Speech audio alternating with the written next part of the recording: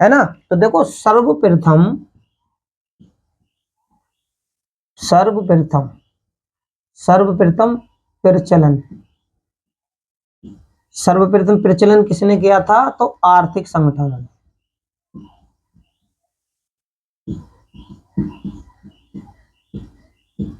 आर्थिक संगठनों ने, याद रख लेना कि सबसे पहले किसने किया था? तो आर्थिक संगठनों ने इन्हें चलाए थे, ठीक है ना। अब लगभग ये जो सिक्के थे, अब आर्थिक संगठन इन्हें चलाते थे क्योंकि इससे पहले मैंने बताया कि व्यापारी वर्ग अलग थे, संघ, संगठन और श्रेणी में बटे हुए थे। व्यापार भी भौतिक, तो नगर में रहकर व्यापार करने वाले हो गए, ठीक है ना। एक सड़क यानी स्थल, है ना, स्थल मार्ग पर यानी सड़कों पर व्यापार करने वाले हो गए। एक हो गए काफिले में, इधर से उधर व्यापार करने वाले, काफिलों में, समूह में, है ना। तो काफिले में, समूह में, और एक हो गए विदेशों में व्यापार करने। तो व्यापारियों के कई संगठन थे। तो इसी प्रकार इन संगठनों सबसे पहले आर्थिक संगठनों के ही द्वारा, है ना, सर्वप्रथम संगठनों ने क्या चलाए थे? सिक्के। ये लिख देता हूं, सिक्के। तो सबसे पहले किसने सिक्के चलाए? आर्थिक संगठनों ने, ठीक। अब मैंने आपको बता दी किस प्रकार से सिक्के बने, कैसे नहीं। तो ये जो सिक्के हैं ना, लगभग 2 सदी तक चलते रहे, और इसके बाद में 6ठी शताब्दी से लगभग 4थी शताब्दी, यानी 2 सदी मतलब 6ठी शताब्दी से 34 शताब्दी तक ये सिक्के चलते हैं। और इनमें सबसे ज्यादा सिक्के किसके थे? तो अगर खोजबीन करी जाए कि भाई जब उत्खनन हुआ तो पता चला कि सबसे ज्यादा पाए जाने वाले सिक्के किसके थे? तो नंद शासकों के, ठीक है ना, नंद वंश के शासकों के थे। अब देखो इनमें एक चीज क्या थी सिक्कों में, कि इन सिक्कों में जो आकृतियों की बात करो, चिन्ह की, तो सबसे पहले इन्हें आकार, प्रथम आकार, यानी इन सिक्कों मैंने क्या कहा था कि इनका आकार निश्चित नहीं था। आकार और वजन शुरू के सिक्के थे उनका निश्चित नहीं था, लेकिन नंद वंश के शासकों के सिक्के सबसे ज्यादा मिलते उस समय, और नंद वंश के शासक ही थे जिन्होंने प्रथम, यानी मानव के द्वारा, मनुष्य के द्वारा, नंद वंश के शासक जो थे, जो उस समय के राजा थे, वो भाई मानव तो थे ही। तो इन सिक्कों को पहले, यानी मानवीय आकार, है ना, है ना, मानवीय आकार जो मनुष्य के द्वारा, यानी नंद वंश के शासकों ने इन्हें मानवीयकरण करने का प्रयास किया। तो किसने किया था? नंद वंश के शासकों ने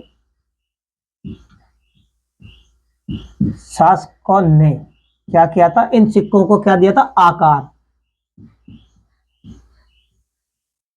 मानकीयकरण, ठीक है ना। तो किसने किया था? नंद वंश के शासकों ने,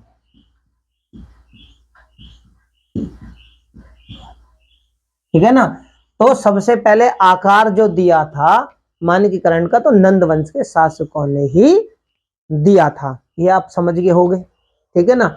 आकार वजन में जो निश्चित जो किया था ना, वो नंद वंश के शासकों ने ही किया था। अगर मैं बात करूं, एक क्षेत्र है भारत में ही जिसका नाम है गोलकपुर, जिसको बोलते हैं गोरखपुर, है ना। गोरखपुर और गोलकपुर भी कहीं कहीं देखने को मिलता है। कहीं पे क्या है? गोलकपुर, कहीं कहीं पर गोरखपुर, है ना। तो मैं गोलकपुर, तो गोलकपुर कहां पर? पाटलिपुत्र। और पाटलिपुत्र का है क्योंकि ये तो बिहार में है, ठीक है ना। तो यहां पर सबसे ज्यादा सिक्के मिले गोलकपुर से। तो यहां से सिक्कों का क्या है? ढेर मिला। और ढेर किसका ज्यादा था? मैंने आपको बताया। तो वो जो ढेर मिला, क्या कहें, यहाँ पे क्या है? सिक्कों का ढेर। मैंने अभी आपको बोल दिया वैसे मौखिक, सिक्कों का ढेर मिला था यहाँ पर उत्खनन के दौरान, ठीक है ना। अब जब ढेर मिला था वो कहाँ किसके थे सिक्के? तो जो ढेर मिला वो नंद वंश के शासकों के थे। मैंने अभी आपको पहले बता दिया सबसे ज्यादा जो सिक्के उस समय मिले। अब सिक्कों की प्रमुखता की बात करें, मैंने आपको बताया प्रमुखता भी, सिक्के थे कौन कौन से, है ना। तो मैंने आपको क्या बताया? कापरसन, पाद, मासक और कारकरणी, ठीक है ना। इस प्रकार के सिक्के उस समय क्या थे? प्रमुख सिक्के थे। कौन कौन से मैंने आपको बताया। अब ये सिक्के प्रमुख तो थे, लेकिन किस धातु के थे भाई, पेपरों में क्या आता है, धातु भी पूछी जाती है। तो अगर मैं इनकी धातुओं की बात करूं तो भाई सबसे ज्यादा अगर बात करूं,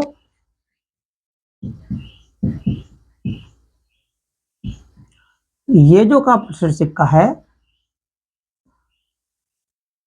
करसापण जो था वो किसका था, तो चांदी का था, चांदी का।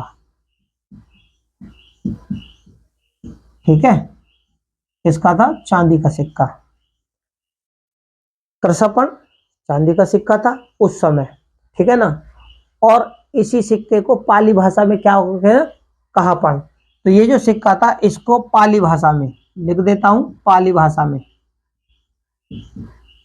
पाली भाषा में इसको क्या कहते हैं, कहापण। ठीक है, ये भी नोट कर लेना। तो पाली भाषा में इस सिक्के को कहापण कहा जाता है। ठीक है, अब भाई इन सिक्कों के मैं उल्लेख की बात करूं, भाई प्रमुख सिक्के तो हो गए, ठीक है ना, प्रमुख सिक्के मैंने बता दिया ये थे। ठीक है, बहुत सारे सिक्के थे। अब सिक्के चांदी के हो गए और तांबे के उस समय। अब इन सिक्कों का उल्लेख बात करेंगे, भाई सिक्के तो मिल गए, ठीक है, किनके द्वारा प्रयोग होते थे वो भी पता चल गया। ठीक है, लेकिन अब इन सिक्कों का उल्लेख कहां पर है, किस ग्रंथ में है, किस अभिलेख में है, कौन से स्थल पर साक्ष्य है इसके। तो अभी इसकी बात अगर मैं करूं तो देखो, इन सिक्कों का सर्वप्रथम हमें महास्थान लेख, इसमें तो महास्थान लेख, बरहुत वेदी का लेख और नाना नाना घाट लेख। ठीक है, यहां से हमें इन सिक्कों का क्या मिलता है, उल्लेख। क्या मिलता है, उल्लेख मिलता है। सर्वप्रथम जो उल्लेख हमें देखने को मिलता है वो इन से मिलता है। और सबसे ज्यादा अगर इन सिक्कों के जो चर्चा है यानी उल्लेख है, तो वो सबसे ज्यादा किस लेख में है, तो वो सबसे ज्यादा किसमें है, मौखिक बोल देता हूं समझ लेना, वो नाना घाट लेख है।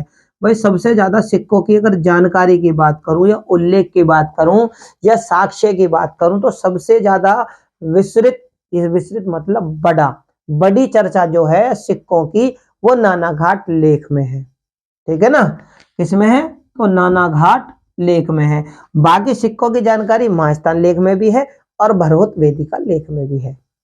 ठीक है, अगर अब मैं इन सिक्के की बात करता हूं कि भाई सिक्के जो थे, इन सिक्कों में सबसे छोटी इकाई क्या थी।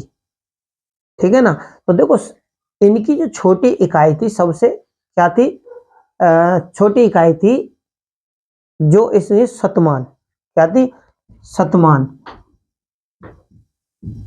सिक्के कौन से थे भाई, देखो एक तो हो गया करसापण चांदी का सिक्का, पाली में कहापण। सिक्कों की जानकारी हमें महास्थान लेख, भारत वेदी का लेख, नाना घाट। यानी सबसे बड़ी सिक्कों की चर्चा, सबसे बड़ी यानी सबसे ज्यादा विस्तृत जानकारी सिक्कों की हमें नाना घाट में मिलती है। ठीक है, ये लिख लेना। अब सिक्के कौन कौन से थे, एक तो था करसापण, दूसरा क्या था, शतमान। शतमान किसका था, तो चांदी का, किसका था, चांदी का। शतमान भी किसका था, तो चांदी का था। और इसका वजन या आकार की बात करूं तो भाई कितने का था, तो ये जो शतमान था ये 96 रत्ती यानी कि 11.1 ग्राम। ठीक है, ये नोट कर लेना। ठीक है, तो शतमान चांदी का सिक्का था और 11.1 ग्राम का था।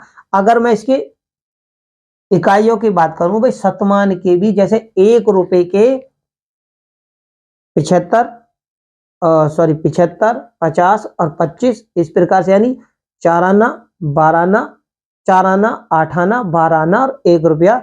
उसी प्रकार से शतमान जो सिक्का था वो 96 रत्ती का था, लेकिन इसके और भी रूप थे। ठीक है ना, इसकी छोटी इकाई जो थी वो अर्ध शतमान थी। क्या थी, अर्ध शतमान। ये कितने का था मैंने आपको बताया, अगर ये सिक्का था 1, तो ये क्या था, 1/2। ठीक है ना, ये सिक्का अर्ध शतमान था यानी 1/2 था। अब इसका भी एक और सिक्का था, इसका जो रूप था वो था पाद शतमान, ठीक है ना। पाद शतमान कितना, 1/4, ठीक है ना। कितना था, 1/4। तो इसका कितना आकार हुआ, तो ये 1/4 था। एक इसका भी एक रूप और था, वो कौन सा था, तो उसका था अर्ध अर्ध पाद शतमान, ठीक है। तो उसका जो वजन और आकार था वो कितने ग्राम का, यानी कितने में उसकी तुलना होती थी, तो 1/8 क्या था, 1/8 था, समझे। तो ये वही हो गया 1 रुपया 50 पैसे, 25 पैसे और 25 के भी आधे, मौखिक रूप से, ठीक है, एक उदाहरण के तौर पर, ठीक है। तो अब आप समझ गए होंगे। इसके कौन था, इसके बाद में मैंने आपको बताया ना पण, कौन सा सिक्का था, पण, ठीक है ना। एक क्या था, पण, और ये भी क्या था, चांदी का, है ना। पण और धारण, परण, पण और कहीं कहीं पर ये धारण, या धारण भी मिलता है भाई, पण और धारण, धारण और धारण। मैंने मौखिक बोल देता हूँ, किसी पुस्तक में आपको देखो धरण मिल जाएगा, किसी में मिल जाएगा धारण। सिक्का वैसे पण था, और ये किसका था, ये तो चांदी का था, किसका था, तो चांदी का, ठीक है। ये भी चांदी का आया भाई, पेपरों में सिक्के बहुत ज्यादा पूछे भी जाते हैं, इसलिए मैं बोल देता हूँ।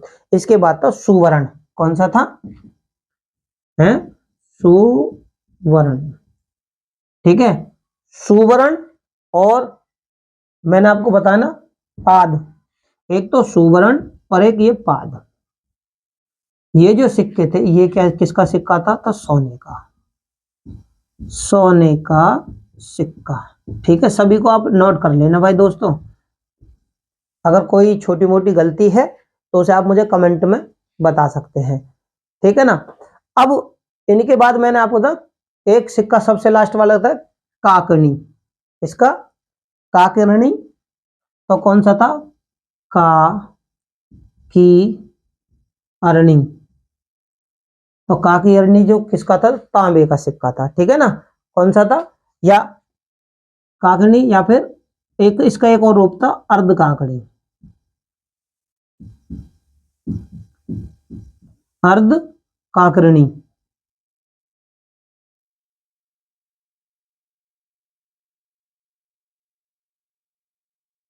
ठीक है ना। तो ये किसका था, तो ये था तांबे का, तांबे का सिक्का, ठीक। तो मैंने सिक्कों के बारे में आपको जानकारी दे दी, किसका था, तो तांबे का सिक्का था, सोने के सिक्के के बारे में जानकारी दे दी। तो मोटे स्तर पर मेरे प्यारे साथियों, मैं जो समझाने की बात कर रहा था कि व्यापार किस मार्ग से होता था, संगठन कौन कौन से थे, किस प्रकार से व्यापार हुआ, ठीक। उसके बाद में भाई आ जाते हैं सिक्के। आर्थिक विकास में सिक्कों का बहुत बड़ा महत्व होता है। तो जब सिक्के आते हैं, देखो सिक्कों का प्रचलन, सबसे पहले देखो ये सिक्के चले कब थे, तो 6ठी शताब्दी ईसा पूर्व में चले थे, ठीक है। सिक्के प्रारंभ में किस प्रकार के थे, तो देखो प्रारंभ में आहत सिक्के थे, जिनको पंचमार्ड सिक्का भी बोला जाता है। आहत सिक्के किस प्रकार से बनते थे, तो ठप्पा मारकर, ठीक है, ठप्पा मारकर आहत करे गए, यानी किसी को चोट पहुंचाना, यानी जो धातु थी उसको चोट पहुंचाना, उसे बोलते हैं आहत, ठीक है। तो आहत हो गया, लेकिन उसका वजन और आकार कोई निश्चित नहीं था, ठीक है। पंचमार्क, पंच किस प्रकार से, कि उनके ऊपर किसी चीज को चिन्हित करना, ठीक है, तो वो हो गए पंचमार्क सिक्के, ठीक है। तो प्रारंभ में ये जो सिक्के थे वो चांदी के, यानी चांदी की धातु पर किसी चीज से पर ठप्पा मारकर बनते थे, ठीक है ना। बाद में ये क्या थे, तांबे के बने, ठीक है। अब 6ठी शताब्दी में है कौन कौन से, तो करसापण, पाद, मासक और काकिरणी, ये सिक्के थे। और बात करूं मैं उस समय शासक कौन कौन थे, आजाद शत्रु और बिंबसार, यानी बिंबसार और आजाद शत्रु थे। उनके अगर मैं समय की बात करूं तो जो 5 मासक, यानी ये जो कीमत की हो गई कि भाई वो किस प्रकार से थे, तो 5 मासक बराबर एक पाद उस समय होता था, किसके समय में, बिंबसार और आजाद शत्रु के समय। क्योंकि भाई 6ठी शताब्दी के समय में यही मगध साम्राज्य का यानी 16 महाजनपद जो थे तो वो अपने अस्तित्व के लिए लड़ रहे थे, एक दूसरे पे कब्जा कर रहे थे, ठीक है, और अपने साम्राज्य में मिला लेते थे। तो उनमें सबसे शक्तिशाली जो था वो मगध साम्राज्य था। और मगध साम्राज्य जो था उसमें सबसे पहला जो राजवंश था उसका नाम था हर्यक वंश। और हर्यक वंश में कौन से? बिंबिसार और अजातशत्रु। तो उनके समय में 5 मासक बराबर एक पाद था। प्राचीन सिक्का मैंने आपको बताया आहत सिक्के थे। अब ये सिक्का किस क्षेत्र में मिला? भाई ये सिक्का मिला गंधार क्षेत्र में, और गंधार के में भी बृहदूर, कहीं कहीं पर बृहदूर, कहीं कहीं बिरदूर, ठीक है ना, दोनों शब्द बोल दिए, तो वहां पर मिला। लेकिन क्षेत्र गंधार में होने के कारण इसको गंधारण सिक्का भी कहा जाता है, ठीक है। दक्षिण भारत से हमें कोई सिक्का नहीं मिला। सर्वप्रथम प्रचलन करने वाले राजा नहीं थे। इन सिक्कों का सबसे पहले जो प्रचलन करा तो वो राजा नहीं थे, वो कौन थे? वो आर्थिक संगठन यानी व्यापारिक वर्ग ही थे, ठीक है ना, व्यापारिक वर्ग के द्वारा किए गए। अब बात करूं मैं पाणिनि जी के समय की, ठीक है।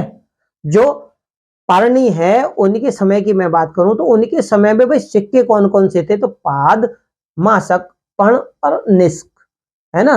तो निष्क जो है ये वैदिक काल में क्या थे? सोने का आभूषण, ठीक है। अब उनके बाद की राजवंशों की अगर मैं बात करूं, मैंने अभी आपको बताया, तो राजवंश में आता है नंदवंश, जिसके सिक्के क्या थे? पहाड़।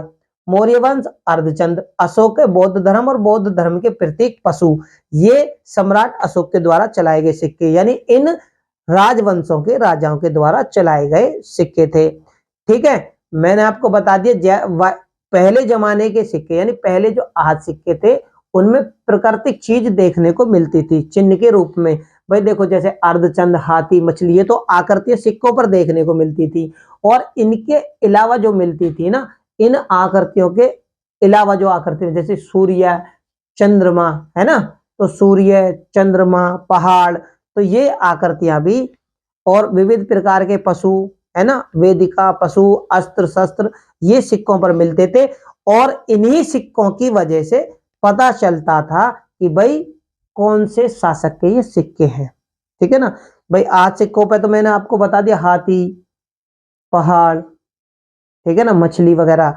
उसके बाद जब ये आए राजा तो इन्होंने सूर्य, चंद्रमा, वेदिका, है ना, विविध यानी तरह तरह के पशु और अस्त्र शस्त्र, तो वो किसके प्रतीक थे? तो वो बाद में आके क्या है कि राजाओं ने ये प्रतीक चिन्ह उनके ऊपर शुरू कर दिए, ठीक। अब देखो सिक्कों की बात करूं तो जो करसापन है सिक्का वो चांदी का था, पाली में इसे कहापन कहते हैं। सिक्कों की जानकारी सबसे ज्यादा महालेख, बरहुत और नानाघाट में मिले, लेकिन सबसे ज्यादा जो जानकारी मिलती है, फिर दोहरा देता हूं, तो नानाघाट में सिक्कों की जानकारी सबसे ज्यादा मिलती है। शतमान जो कि चांदी का सिक्का था और 96 रत्ती का था। इसके बाद में इसका ही एक भाग जो था यानी आधा शतमान जो था, अर्ध शतमान वो 1/2 था, पाद शतमान 1/4 और अर्धपाद शतमान 1/8 था। पर्ण, धारण या धरण, ये सिक्के क्या थे? चांदी के थे। सुवर्ण और पाद जो सिक्का था वो सोने का था, और काकरणी जो था यानी अर्ध काकरणी और काकरणी यानी 1 रुपया और 50 पैसा आज के उदाहरण के तौर पर वो तांबे के सिक्के थे। तो मेरे प्यारे साथियों, चैनल मेरा नया है, अगर मेरी वीडियो आप लोगों को अच्छी लगे तो इसे ज्यादा से ज्यादा लाइक करें, शेयर करें। चैनल पर नए हो तो चैनल को सब्सक्राइब करें। इनसे संबंधित क्वेश्चन किस प्रकार से पेपरों में पूछे जाएंगे वो हम अपने आने वाली वीडियो के माध्यम से आप लोगों तक पहुंचाएंगे। धन्यवाद।